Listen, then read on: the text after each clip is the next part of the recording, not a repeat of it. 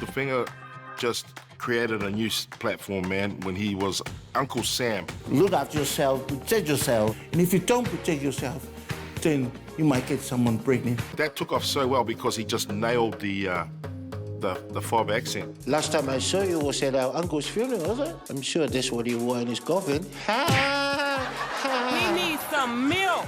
Tofiga's managed to be able to tap into that, the fresh character, you know, archetype, and really make it his own. And I think his absolute strength is in improvisation. He knows how to give it a little comfort, you know, there, but it still will give you a little cut and a little comfort. Cut and a comfort. The spirit is saying that it's because when you were young with V.E. Yes.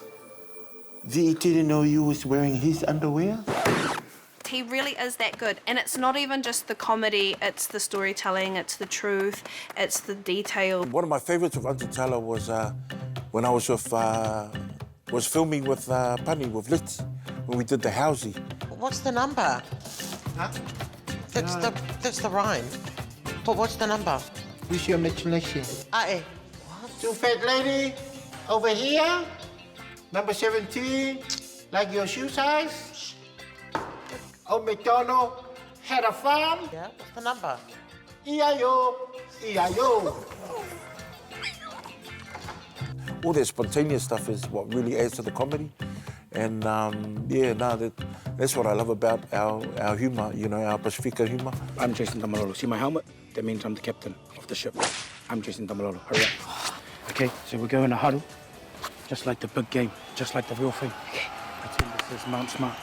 Let's walk around so there's pretend there's heaps of us. Matematonga! Better than that. Come on. Okay. Brown comedy, man, have you laughing for days. And it encompasses everybody's experiences. You know, I might talk about something, I actually wasn't there, but I heard about it from Mum. Hi, Talofa.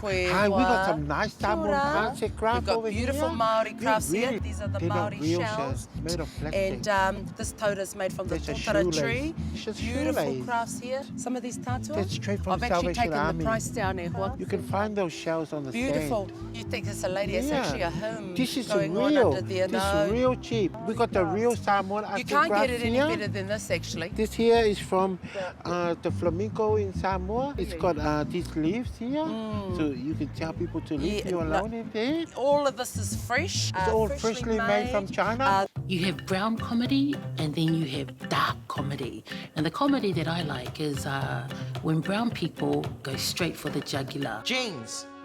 What's the meaning of this? I'm gonna tell her. Don't tell her. I'm gonna tell her. Hans. Why are you hiding your jeans under your love lover, eh? You think I'm stupid? I'm gonna tell her. Tell her. I'm going to tell her. It's because I've been living a lie all these years, pretending to like youth club and going to bingo. You don't like bingo? Or youth group? What about Shortland Street? The truth is, Mum, all I ever wanted to be was a... Say doctor.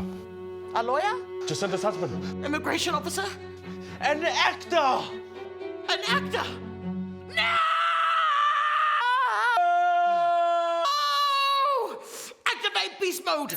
I love seeing brown people on screen. Initially, it was only Latino, like Chico and the Man was my first favourite comedy. And lately, brown people from New Zealand have got to be on screen. And it's really important because it's important that we tell our stories and it's important that we are visually represented.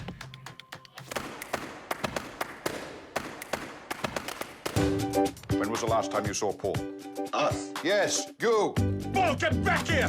Find Paul. Bring him here. I have a question. Yes. How? I don't know. You're the ones who meant to know I think him. Siona's Winning was a great documentary. And then I found out later that it was a comedy. I thought, wow, sorry guys. Your cousin's coming over. She's probably gonna have huge island feet and big gorilla hands. You know, for me, it made me feel like, oh man, one day I'm gonna be on the screen, or it just made you feel like anything was possible, you know. Ricky Baker. He is a bad egg, a youth court regular. You hungry? That's a silly question, isn't it? Look at you. I think what makes Taika ultimately made Taika so successful and why I guess the industry is really drawn to what he does is because it's just a very honest style of storytelling. Want to see some Michael Jackson dance moves? Like, I've watched that film so many times and there's a new thing that you like. There's so many layers to that film, but then you go back and rewatch it and you're just like, man, this is really smart. Don't worry, I will find him.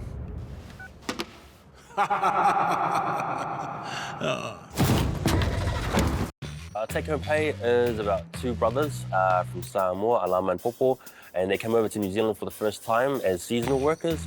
And just as the season's about to finish, they've made lots of money. They had a great time. Popo steals the money from Alama and runs off. I'm Bob Titilo, private investigator. Stallone's like this out of it someone nerd, which is really cute because it's like he's got like his little fresh off the boat side, but then he's got his like little cute geeky side to him, and so sometimes like when he's directing, his jokes are like. I have to bag this for evidence. Look at the wingspan of those toes. You can definitely tell those are Samoan footprints.